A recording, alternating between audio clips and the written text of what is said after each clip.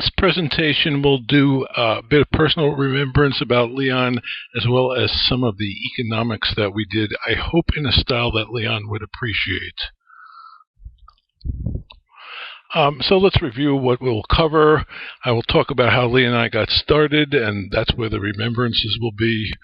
I will give an intermediate micro view of our first inventory paper. I believe that's the style Leon would have liked. Then we'll talk about extensions of the first paper. There are a couple of those. One is this economics letters piece, which makes the demand more sophisticated. Another is including a spatial dimension as well as a temporal dimension in the Journal of Economics Dynamics and Control.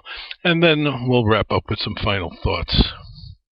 At the time I was notified about Leon's passing, I wrote a blog post which is a bit more reflective and might be better to read than listening to this talk. I'm going to probably zip through some things that are covered a little bit better there. So if you'd like to take a look, you're welcome to do that. I started with Leon as his grader in intermediate micro, a course that I never took as an undergrad. This was in my third year, 1978-79, and I think it was the winter quarter, but I'm not 100% sure. At the time, he was in transition from being the director of the Transportation Center to being full-time in the economics department, I believe. And this was kind of a special deal. I don't think most intermediate micro sections had graders. In retrospect, he may have been looking for a junior colleague more than a grader and using the grader as a screen, but that's just a guess. I really don't know that. Somewhere in the middle of the quarter where I was grading for him, we have our first conversation about Leon's ideas on inventory. And so it's a change of gear from being his working assistant to being his collaborator. That's where it started, right during the grading period. I have to say, I was a tech guy, into theory pretty heavy at that time. Intuitively, my intuitions were probably weak in this stuff because, as I said, I'd never had intermediate micro. So the intuitions were all Leon's. But he wanted to do some dynamic modeling, and he needed some tech help with that, so that's what I was supplying. In my first year, I took the entire optimization sequence, and the third quarter was Kamian and Schwartz's class on dynamic optimization, which is what we ultimately used in the inventory paper.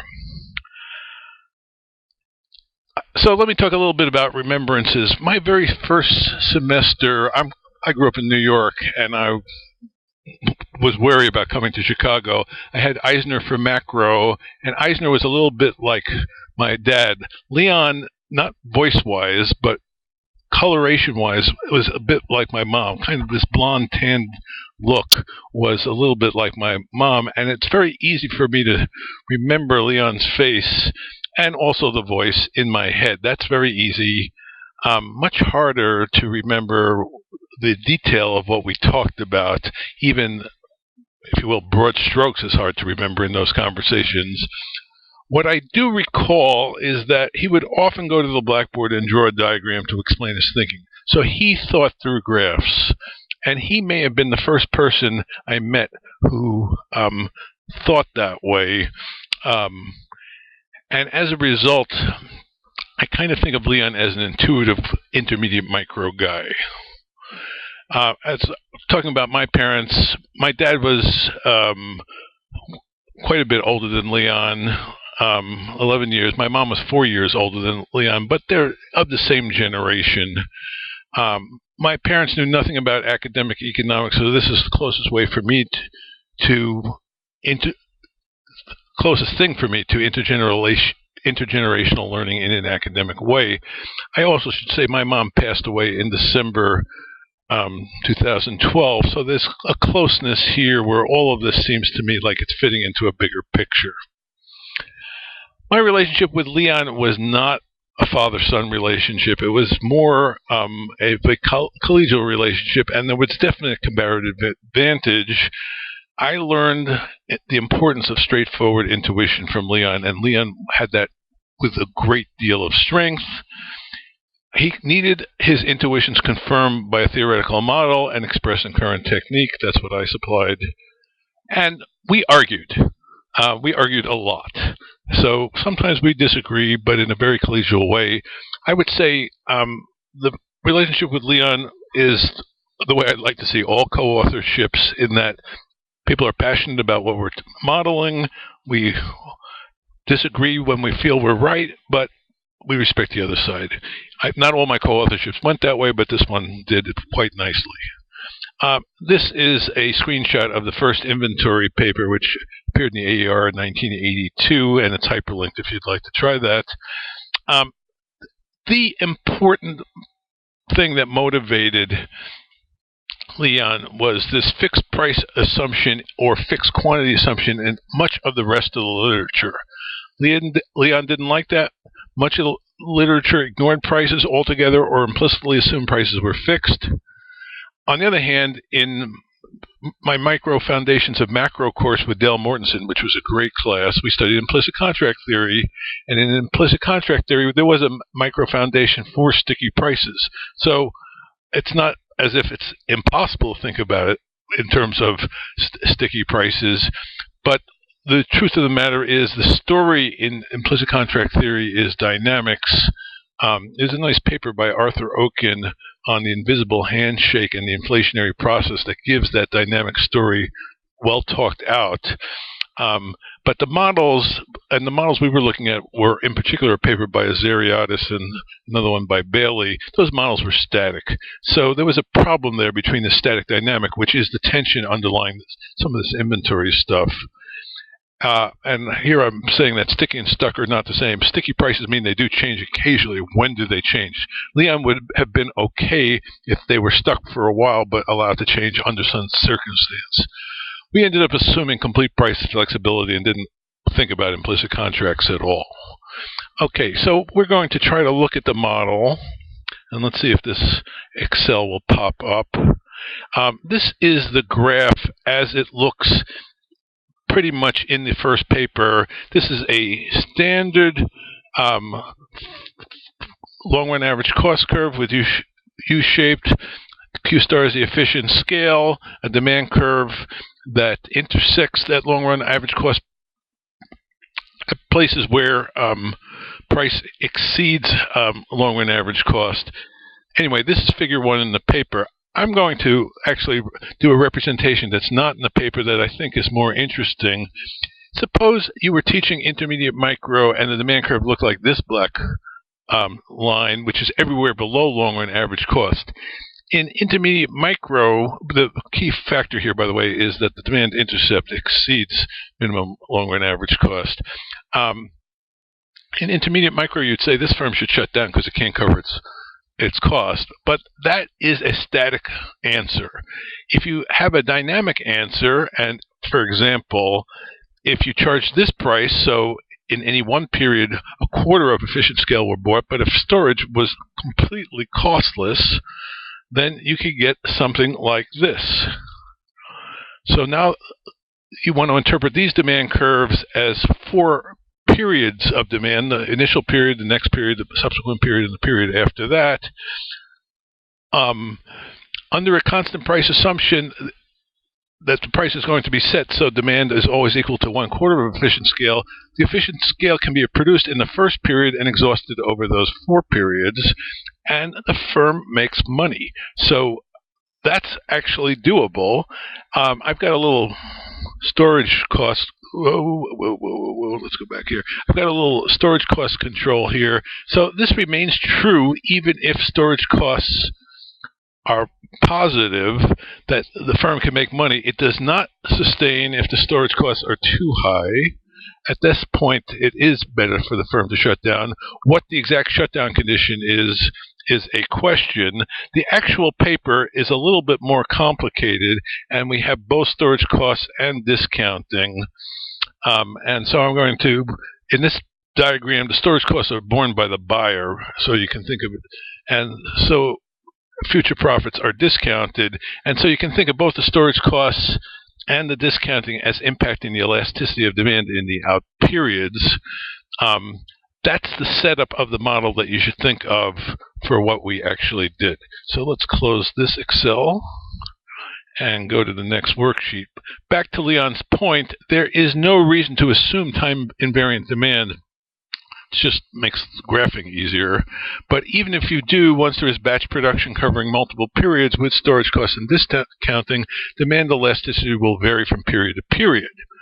And once you have that, it suggests intertemporal price discrimination. It does not suggest fixed prices. We weren't the first to make this point. There's a paper by Wagner and Witten from 1957 that makes this point. Ed Mills makes this point. But most of the papers on inventory were still assuming fixed priced or fixed output. Oh, I guess we did that double. Okay, the full model solves for the optimal output, which is not necessarily the efficient scale. In fact, it typically will be less.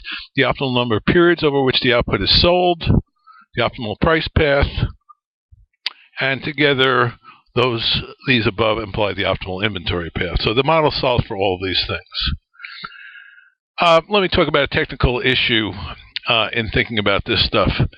The discrete time approach that I did in the graph is intuitive, but it can entail integer programming issues in calculating the optimal number of periods, and you can get some non-intuitive results in terms of the comparative dynamics.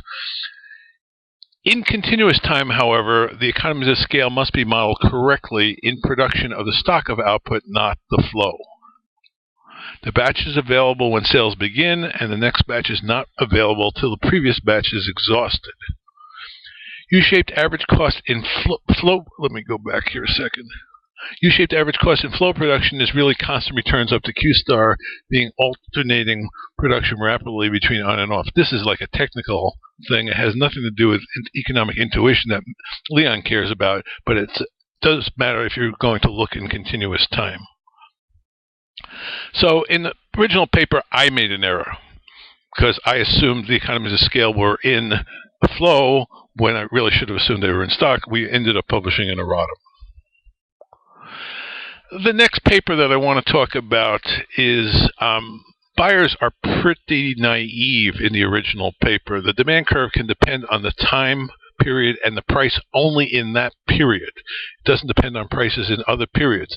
But the firm is varying price over time, so why don't buyers adjust to that? So, in fact, shouldn't demand depend at any time depend not just on the price at that time, but at other times as well? And so the economics lettuce piece addresses that. You have a representative consumer who solves an intertemporal budget constraint problem where they can't store this good. Only the firm can keep inventory of the good, but the consumer can move money across periods. The paper derives a time-consistent solution, and the results end up being similar to the original paper as in the naive model, but some parameter, for example, the demand intercept, must be determined endogenously to the model to assure time consistency. So you can't just specify an exogenous demand curve. That doesn't quite work. Then the buyers really are too naive. Okay, let's talk about the time and space paper a bit. There are multiple plants in addition to batch production at each plant. So now we've got two dimensions of taking advantage of the economies of scale. One is the temporal one with inventory. One is the spatial one with interplant spacing. In principle, this leads to the possibility of staggered production and cross-hauling, which is interesting. But again, if you do interesting stuff, there's integer programming problems in solving this sort of model. We did not solve the model with cross-hauling. We solved one without staggered production. I have this comment about where does economics end and operations research begin. It's an interesting question where when I was preparing for this presentation, I asked myself, and I really don't know the answer to this, so what type of programming problems are worth solving just to explicate simple ideas? The main idea of this time and space paper is that inventory and location decisions should be jointly determined. They should not be made separately. That I think it can be done with the simpler model. So here's a little look just so we can see. This is the interplant spacing is identical here. The assumption is demand is both time invariant and space invariant. And I have a simple stagger. So the production at plant A happens midway between the productions at plant B, and likewise the production at plant C happens midway between. For a while, if you consider points that are kind of in the middle, it's lower cost to service them from plant B, but then it becomes lower cost to service them from plant A. That's the cross-hauling idea. Let me actually look at what we did, which is the uniform batch time problem. This is clearly simpler and perhaps introduces unreality in one way, but it makes it easier to optimize about what the interplant distance should be, as well as the time between batches. And that's what this paper did. It computed those endogenous variables. Okay, so let's close the Excel again. We got to present an early version of this paper at a conference in Umeå, the University of Umeå, and they were very nice to us. I saw Leon in a different context there. He was excellent in that setting. I think that conference was 5 days or 6 days, so our paper was one thing. And we were pretty vigorous participants the whole time. Leon, in particular, would offer up opinions about other people's work in a very collegial way. The reason why the paper was published in the Journal of Economic Dynamics and Control is because Steve Chernovsky was the editor, and he was my colleague at Illinois, so it was a little bit easier to get the paper placed that way. Let me conclude with how the interaction with Leon affected me thereafter. I wrote a paper on duopoly with inventory. It is really not about the economies of scale issue. It is about whether leadership or following behavior requires an asymmetric setup. In fact, in this paper, the setup is symmetric and you still get leadership behavior. That's what the essence of that paper is. Later, not immediately, but later, I became more intuitive. Leon wasn't the only cause of that.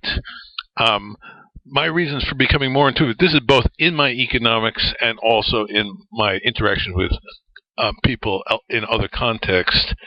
Having kids mattered, no doubt about that. Teaching intermediate micro, the intuitive approach in explaining things does get impacted by how you teach them, what sort of explanations you see students warming up to and which ones they resist. Subsequently to my econ work, I became very involved in learning technology and developed an interest in how people learn. And one of the important things for that is that people need to build their own narrative to understand something. Intuitive explanations are critical to giving people a in to developing their own narrative. Leon was where I got my first real exposure to this, and I would say in the 70s I may have been somewhat antagonistic to an intuitive approach. Now I kind of feel if you can wear both hats well, that's the ideal. And I will conclude with this kind of ironic observations. I'm pretty close in age right now to when Leon was when he and I first met, and so some of our relationship I'm now beginning to think about from the other side and how that might go.